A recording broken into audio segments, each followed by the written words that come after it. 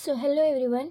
So exam ಪ್ಯಾಟ್ರನನ್ನು observe ಮಾಡಿದ್ರೆ previous year question papers ಆಗಿರ್ಬೋದು, ಮಾಡಲ್ ಕ್ವಶನ್ಸ್ ಆಗಿರ್ಬೋದು, ಇದನ್ನೆಲ್ಲ ಅಬ್ಸರ್ವ್ ಮಾಡಿದಾಗ ಒಂದು ಪ್ಯಾಟ್ರನ್ ನೀವು ನೋಡ್ಬೋದು. ಒಂದೊಂದು ಸತಿ ಒಂದೊಂದು ಕ್ವಶನ್ನಿಗೆ ಸಿಗೋದಿಲ್ಲ, ಬಟ್ ಒಂದೊಂದು ಕ್ವಶನ್ನು ನೀವು ಫಿಕ್ಸ್ ಇದೆ ಕ್ವಶನ್ ಕೇಳ್ಬೋದು ಅನ್ನೋ ಥರ ಗೆಸ್ ಮಾಡ್ಬೋದು. ಸೊ ಇಲ್ಲಿ ನೋಡ್ಬೋದು, ಫಸ್ಟ್ ಮಾಡ್ಯೂಲಲ್ಲಿ first question and second question it belongs to module 1 ಆಗಿರುತ್ತೆ. ಸೊ ಫಸ್ಟ್ ಕ್ವಶನಲ್ಲಿ ಎ ಅನ್ನುವಂಥದ್ದು ಆಲ್ಮೋಸ್ಟ್ ಎಲ್ಲ ಕ್ವಶನ್ ಪೇಪರ್ಸಲ್ಲೂ, ಮಾಡಲ್ ಕ್ವಶನ್ ಪೇಪರ್ಸಲ್ಲೂ ಈ ಕ್ವಶನನ್ನೇ ಕೇಳಿದ್ದಾರೆ. ಸೊ ನಾಳೆ ಎಕ್ಸಾಮಲ್ಲೂ 99% ಇದೇ ಬರುತ್ತೆ ಅಂತ ಗೆಸ್ ಮಾಡಿ. ಸೊ ಫಸ್ಟ್ ಕ್ವಶನ್ ಇದೇ ಕೊಡ್ತಾರೆ ಅಂತ ಅಂದ್ಕೊಂಡು ತುಂಬಾ ಚೆನ್ನಾಗಿ ಪ್ರಾಕ್ಟೀಸ್ ಮಾಡಿಕೊಂಡು ಇದನ್ನು ಕರೆಕ್ಟ್ ವೇಯಲ್ಲಿ ಡಯಾಗ್ರಾಮ್ ಸಮೇತ, ಡಯಾಗ್ರಾಮು ಎಕ್ಸ್ಪ್ಲನೇಷನ್ ವಿತ್ ಒಂದು ಪ್ರೊಸೀಜರ್, ಒಂದು ಸ್ಟೆಪ್ ಬೈ ಸ್ಟೆಪ್ ಪ್ರೊಸೀಜರ್ ಥರ ಚೆನ್ನಾಗಿ ಇದನ್ನು ಡಿರೈವ್ ಮಾಡಿ. ಸೊ 6 ಮಾರ್ಕ್ಸಿಗೆ ಕೇಳ್ತಾರೆ, ಕಂಪ್ಲೀಟ್ 6 ಮಾರ್ಕ್ಸ್ ಸ್ಕೋರ್ ಮಾಡ್ಕೊಳ್ಳೋಕ್ಕೆ ಟ್ರೈ ಮಾಡಿ. Okay, so next B question angle of intersection ಅಂದರೆ 2 ಕರ್ವ್ಸನ್ನು ಕೊಟ್ಟಿರ್ತಾರೆ, ಅದ್ರ ರಿಲೇಟೆಡ್ ಪ್ರಾಬ್ಲಮ್ಸನ್ನು ಕೊಟ್ಟಿರ್ತಾರೆ.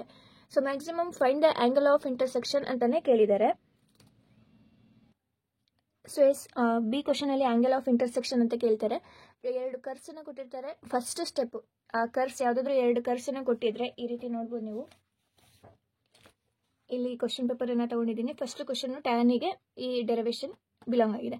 Second question find the angle between the curves, ಯಾವುದೋ 2 ಕರ್ವ್ಸನ್ನು ಕೊಟ್ಟಿದ್ದಾರೆ. ಫಸ್ಟ್ ಸ್ಟೆಪ್ ಏನು ಮಾಡ್ತೀರಾ, apply log on both side. Log apply ಮಾಡೋದಕ್ಕೆ 1 ಮಾರ್ಕ್ ಇರುತ್ತೆ.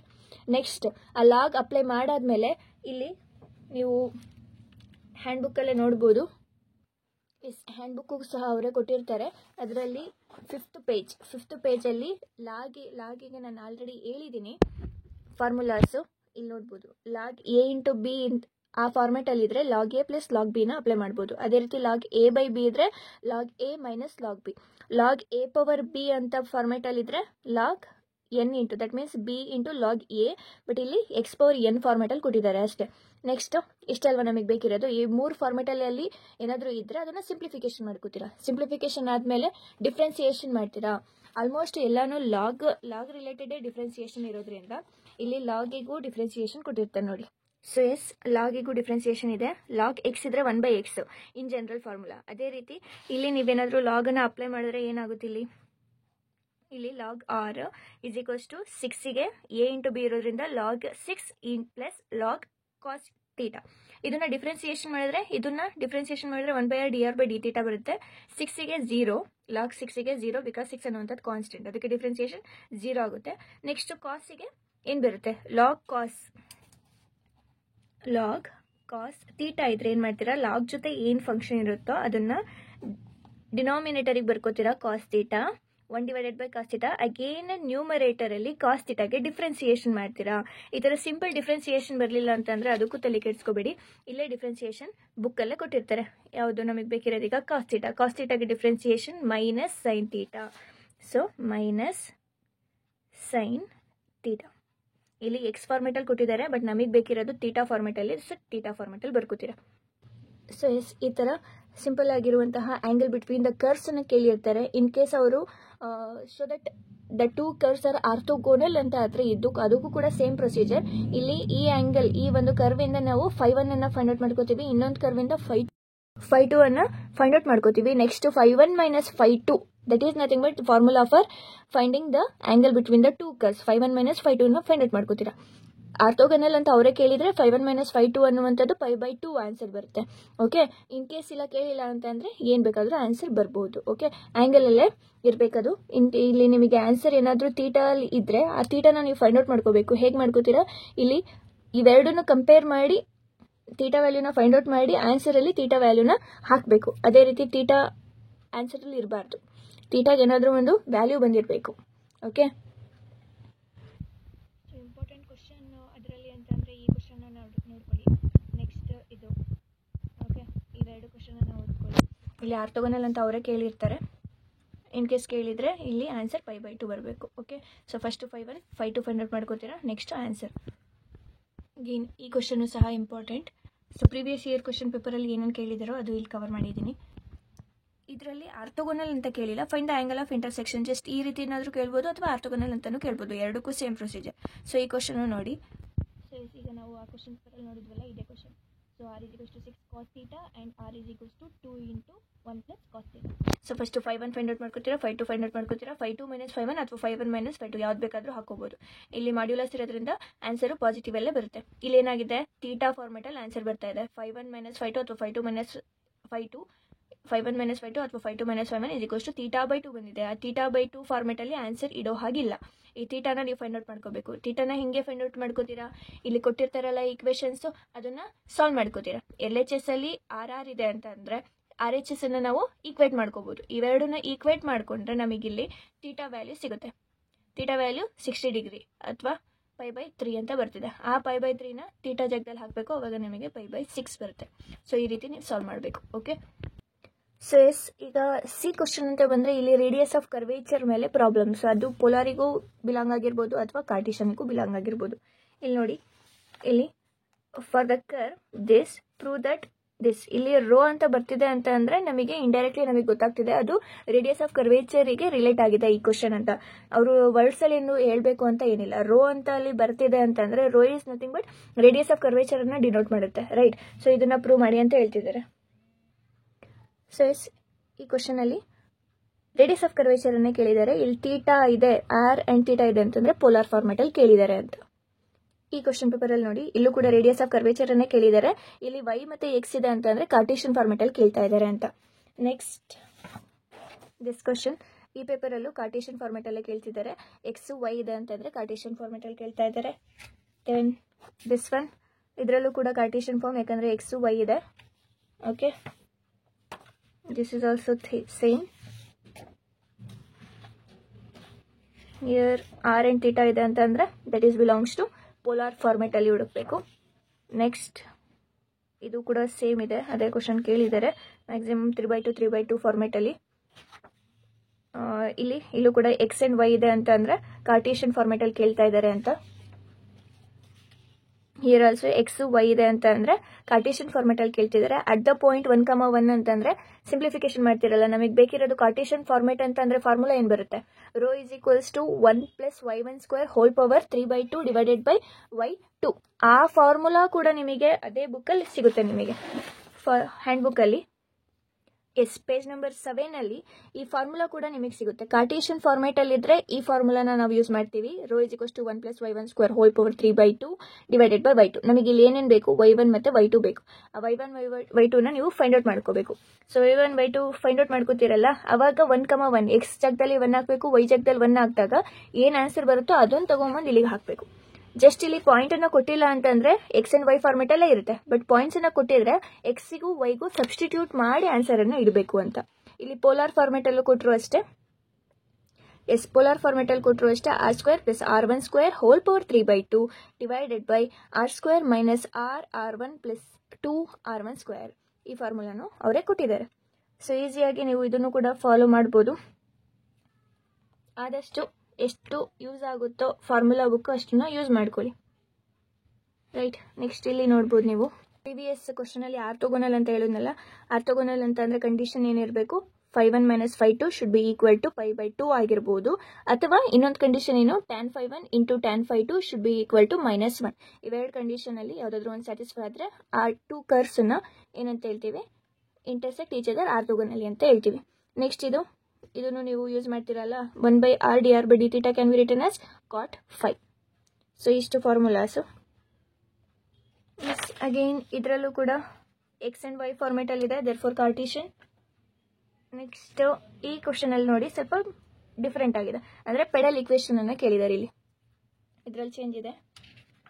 ನೆಕ್ಸ್ಟ್ ಅಗೈನ್ ಈ ಕ್ವಶನ್ ಪೇಪರ್ ಅಲ್ಲಿ ರೇಡಿಯಸ್ ಆಫ್ ಕರ್ವೇಚರ್ ಆರ್ ಮತ್ತೆ ಥೀಟಾ ಇದೆ ಅಂತಂದ್ರೆ ಇದು polar curve. Then here radius of curvature X and Y ಇದೆ ಅಂತಂದ್ರೆ ಇದು ಕೂಡ ಕಾರ್ಟೇಷಿಯನ್ಗೆ ಬಿಲಾಂಗ್ ಆಗಿದೆ. And here also X and ವೈಗೆ ಬಿಲಾಂಗ್ ಆಗಿದೆ ಅಂತಂದ್ರೆ ಕಾರ್ಟೇಷಿಯನ್ಗೆ ಬಿಲಾಂಗ್ ಇದೆ. ಮ್ಯಾಕ್ಸಿಮಮ್ ಕಾರ್ಟೇಷಿಯನ್ ರಿಲೇಟೆಡ್ ಆಗಿರುವಂಥದ್ದೇ ಕ್ವಶನ್ ಇದೆ. ಓಕೆ, ಸೊ ನೆಕ್ಸ್ಟ್ ಇಲ್ಲಿ ಅದೇ ಮಾಡ್ಯೂಲ್ 1 ಅಲ್ಲಿ ಎ ಅನ್ನುವಂಥದ್ದು ಮ್ಯಾಕ್ಸಿಮಮ್ ಇದೇ ರೀತಿ ಕೊಟ್ಟಿರ್ತಾರೆ. ವಾರ್ ಆರ್ ಇದನ್ನ ಅಟೆಂಡ್ ಮಾಡ್ಬೇಕು ಅಥವಾ ಇದನ್ನ ಅಟೆಂಡ್ ಮಾಡ್ಬೇಕಲ್ವಾ ನೀವು? ಸೊ ಇಲ್ಲಿ ಸೆಕೆಂಡ್ ಕ್ವಶನ್ ಎ ಮತ್ತೆ ಬಿ ಅನ್ನುವಂಥದ್ದು ಇದು ಡಿಫರ್ ಆಗಿದೆ ಎಲ್ಲದರಲ್ಲೂ. ಸೊ ಈ ಡೆರಿವೇಟಿವ್ ಅನ್ನು ಕೂಡ ಕೇಳ್ಬೋದು ಅವರು, ಯಾವುದು ಲೆಂತ್ ಆಫ್ ದ ಪರ್ಪೆಂಡಿಕ್ಯುಲರ್. ಇದನ್ನು ಮಾಡಿದ್ದೀನಿ 1/p² = 1/r² + 1/r⁴ dr/dθ whole square. ಇದನ್ನಾದ್ರೂ ಕೇಳ್ಬೋದು. ಅಥವಾ radius of curve in the Cartesian form, maximum Cartesian ಅಲ್ಲೇ ಕೇಳ್ತಾರೆ, ಪೋಲಾರ್ ಕೇಳೋದು ತುಂಬಾ ರೇರು. ಸೊ ಇವೆರಡನ್ನ ಇಲ್ಲಿ ಕೇಳೋ ಚಾನ್ಸಸ್ ಇರುತ್ತೆ. Next pedal equation formula. So ಪೆಡಲಲ್ಲಿ ಫಾರ್ಮುಲಾ ಅದನ್ನು ಕೂಡ ಇಲ್ಲಿ ಕೊಟ್ಟಿದ್ದಾರೆ ನೋಡಿ. ಪೆಡಲಲ್ಲಿ ನಾವು ಯಾವುದನ್ನ ಯೂಸ್ ಮಾಡ್ತೀವಿ 5 ವರೆಗೂ ಫೈಂಡ್ ಔಟ್ ಮಾಡ್ಕೋತೀರಾ. ಸೇಮ್ ಪ್ರೊಸೀಜರ್, ಲಾಗನ್ನು ಅಪ್ಲೈ ಮಾಡ್ತೀರಾ, ನೆಕ್ಸ್ಟ್ ಡಿಫ್ರೆನ್ಸಿಯೇಷನ್ ಮಾಡ್ತೀರಾ, 5 ವ್ಯಾಲ್ಯೂ ಬರುತ್ತೆ. 5 ವ್ಯಾಲ್ಯೂ ಬಂದಾದ್ಮೇಲೆ ಈ ಫಾರ್ಮುಲಾನ ನಾವು ಯೂಸ್ ಮಾಡ್ತೀವಿ. ಸೊ 6th ಪೇಜಲ್ಲಿ ಪೆಡಲ್ ಈಕ್ವೇಷನ್ ಅಂತ ಕೊಟ್ಟಿದ್ದಾರೆ. p = r sin φ. ಆ 5 ವ್ಯಾಲ್ಯೂನ ಇಲ್ಲಿಗೆ ಹಾಕ್ತೀರಾ, ನೆಕ್ಸ್ಟ್ ಸಿಂಪ್ಲಿಫಿಕೇಶನ್ ಮಾಡ್ತೀರಾ, right. So next pedal equation and derivation. Next ಇಲ್ಲಿ ಸಿಗೆ ಲ್ಯಾಬ್ ರಿಲೇಟೆಡ್ ಕ್ವಶನ್ ಇರುತ್ತೆ ಅಂತ ನಾನು ಹೇಳಿದ್ದೆ. ಲ್ಯಾಬ್ ರಿಲೇಟೆಡ್ ಕ್ವಶನ್ ಅಲ್ಲೂ ಸಹ ಇವೆರಡೇ ಎಲ್ಲ ಕಡೆನೂ ಕೇಳಿರೋದು. ಅದರಲ್ಲೂ ಸೈನು ಕೊಸೈನ್ ಕರ್ವಿಂದೆ ಮ್ಯಾಕ್ಸಿಮಮ್ ಕೇಳಿರೋದು. ಯಾವುದೋ ಒಂದು ಪೇಪರಲ್ಲಿ 4 ಲೀವ್ಡ್ ರೋಸ್ ಅಥವಾ 4 ಲೀವ್ಡ್ ರೋಸ್ ಅನ್ನೇ ನಾವು ಈ ಫಾರ್ಮೆಟ್ ಅಲ್ಲೂ ಕೇಳ್ತೀವಿ. r = 2 cos 2 θ ಪ್ರೋಗ್ರಾಮ್ ಬರೀರಿ ಅಂತ. ಸೊ ಲ್ಯಾಬ್ದು ಏನಾದರೂ ನೀವು ಬರಿಬೇಕು ಅಂತ ಅನ್ಕೊಂಡಿದ್ರೆ ಇವೆರಡೇ ಇಲ್ಲಿ ಬಿಲಾಂಗ್ ಆಗಿರುತ್ತೆ. ಓಕೆ. ಸೊ ನೆಕ್ಸ್ಟ್ ಮಾಡ್ಯೂಲ್ 2 ಅಂತ ಬಂದರೆ, ಇದನ್ನು ಮಾಡ್ಯೂಲ್ 1 ಈ ಕ್ವಶನ್ಸ್ ಬೇಕಾದ್ರೆ ತೋರಿಸ್ಬೇಕಾ? ಮಾಡ್ಯೂಲ್ 1 ಸೆಕೆಂಡ್ ಕ್ವಶನ್ ಅಲ್ಲಿ ಇಲ್ಲಿ ನೋಡಿ. ಎಸ್. ಸೊ ಈ ಕ್ವಶನ್ ಪೇಪರಲ್ಲಿ radius of curvature in the Cartesian form ಅದನ್ನು ಕೇಳಿದ್ದಾರೆ. Next pedal equation, next 4 leaved ಇದೆಯಲ್ಲ ಕರ್ವಿಂದು, ಅದು ಪ್ರೋಗ್ರಾಮ್ ಕೇಳಿದ್ದಾರೆ. ನೆಕ್ಸ್ಟ್ ಈ ಕ್ವಶನ್ ಅಲ್ಲಿ ಪೆಡಲ್ ಈಕ್ವೇಷನ್ ಕೇಳಿದ್ದಾರೆ. Next find the show that the curve is constant. Therefore ಇದು ಏನಂತ ತೋರಿಸ್ಬೋದು. ಇದನ್ನು ರೇಡಿಯಸ್ ಆಫ್ ಕರ್ವೇಚರ್ ಮೇಲೆ ಕೇಳಿದ್ದಾರೆ. ಆ್ಯಂಡ್ ಇಲ್ಲಿ ಸೈನ್ ಆ್ಯಂಡ್ ಕೊಸೈನ್ದು ಪ್ರೋಗ್ರಾಮ್ ಕೇಳಿದ್ದಾರೆ. ನೆಕ್ಸ್ಟ್ ಹಿಯರ್ ರೇಡಿಯಸ್ ಆಫ್ ಕರ್ವೇಚರೇ ಕೇಳಿದ್ದಾರೆ. ರೇಡಿಯಸ್ ಆಫ್ ಕರ್ವೇಚರಲ್ಲಿ ಕಾರ್ಟೇಷನ್ ಕೇಳಿದ್ದಾರೆ. ನೆಕ್ಸ್ಟ್ ಇಲ್ಲಿ ಅಗೇನ್ ಪೆಡಲ್. ಹಿಯರ್ ಡೆರಿವೇಷನ್ ಕೇಳಿದ್ದಾರೆ. ಇಲ್ಲಿ ಆರ್ಥೋಗೋನಲ್ದು ಕೇಳಿದ್ದಾರೆ. ನಿಮಗಿರೋದೇ ಫಸ್ಟ್ ಮಾಡ್ಯೂಲಲ್ಲಿ 4 ಡೆರಿವೇಷನ್ ಇದೆ. ಅದರಲ್ಲಿ ಫಸ್ಟ್ 3 ಕನ್ಫರ್ಮ್ ಆಗಿ ಕರೆಕ್ಟಾಗಿ ಓದ್ಕೊಂಡ್ರೆ ಸಾಕು. 4ನೇದು ರೇರಾಗಿ ಕೇಳ್ತಾರೆ. ಯಾವುದು radius of curvature in the polar form ತುಂಬ ರೇರ್ ಕೇಳಿದ್ದಾರೆ. ಅದಾದಮೇಲೆ 4 ಟೈಪ್ಸ್ ಆಫ್ ಪ್ರಾಬ್ಲಮ್ಸ್ ಅಂದರೆ ಯಾವುದು? 2 ಕರ್ವ್ಸನ್ನು ಕೊಟ್ಟಿರ್ತಾರೆ, ಅದು ಆರ್ಥೋಗೋನಲ್ ಅಂತ ಕೇಳಿದರೆ ಅದೊಂದು, ಇಲ್ಲ ಆರ್ಥೋಗೋನಲ್ ಅಂತ ಕೇಳಿಲ್ಲ, ಜಸ್ಟ್ ಆ್ಯಂಗಲ್ ಬಿಟ್ವೀನ್ ದ ಕೇಳಿದ್ದಾರೆ ಅಂತಂದರೆ ಸೇಮ್ ಪ್ರೊಸೀಜರ್ ಅದು. ನೆಕ್ಸ್ಟ್ ಪೆಡಲ್ಲು, ಅದಾದಮೇಲೆ ರೇಡಿಯಸ್ ಆಫ್ ಕರ್ವೇಚರಲ್ಲಿ ಕಾರ್ಟೇಷನ್ಗೆ ಬಿಲಾಂಗ್ ಆಗಿರೋ ಪ್ರಾಬ್ಲಮ್ಸು, ಪೋಲಾರಿಕ್ ಬಿಲಾಂಗ್ ಆಗಿರೋ ಪ್ರಾಬ್ಲಮ್ಸ್. ಇಷ್ಟು ಓದ್ಕೊಂಡ್ರೆ first module completed. So second ಮಾಡ್ಯೂಲಲ್ಲಿ ಫಸ್ಟ್ ಕ್ವಶನ್ ಅಂತಂದರೆ 3rd ಮತ್ತು 4th question belongs to second module. So first question 3rd ಅಲ್ಲಿ ಎ ಅನ್ನುವಂಥದ್ದು ಮೆಕ್ಲೇರಿಯನ್ ಸೀರೀಸ್ಗೆ ಬಿಲಾಂಗ್ ಆಗಿರುತ್ತೆ. ಇಲ್ಲಿ ಟೈಲರ್ ಸೀರೀಸು ಆ್ಯಕ್ಚುಲಿ ಸಿಲೆಬಸ್ಸಲ್ಲಿ ಇಲ್ಲ. ಅದು ಇನ್ ಕೇಸ್ ಕೇಳಿದ್ರೆ ಅಂತ ಹೇಳ್ಬಿಟ್ಟು ನಿಮಗೆ ಕ್ಲಾಸಸ್ಸಲ್ಲಿ 1, 2, 3 ಪ್ರಾಬ್ಲಮ್ಸ್ ಮಾಡಿಸಿರ್ಬೋದು, ಬಟ್ ಸಿಲೆಬಸ್ಸಲ್ಲಿ ಇಲ್ಲ. So Maclaurin series you can skip Taylor series. Okay. So Maclaurin series 3rd ಒಂದಲ್ಲಿ ಎಗೆ ಬಿಲಾಂಗ್ ಆಗಿರುತ್ತೆ. ಇದೇ ಕ್ವಶನ್ ಬಿಲಾಂಗ್ ಆಗಿರುತ್ತೆ. ನೆಕ್ಸ್ಟ್ ಬಿ ಅನ್ನುವಂಥದ್ದು ಟೋಟಲ್ ಡೆರಿವೇಟಿವ್ ಮೇಲೆ ಪ್ರಾಬ್ಲಮ್ಸ್ ಬಿಲಾಂಗ್ ಆಗಿರುತ್ತೆ. ಸಿ ಜಕೋಬಿಯನ್ ಅಲ್ಲಿ ಕೇಳ್ತಾರೆ, ಅಥವಾ ಮ್ಯಾಕ್ಸಿಮಾ ಮಿನಿಮಾ ಇದೆಯಲ್ಲ ಆ ಫಾರ್ಮೆಟಲ್ಲಿ ಕೇಳ್ತಾರೆ. ಓಕೆ.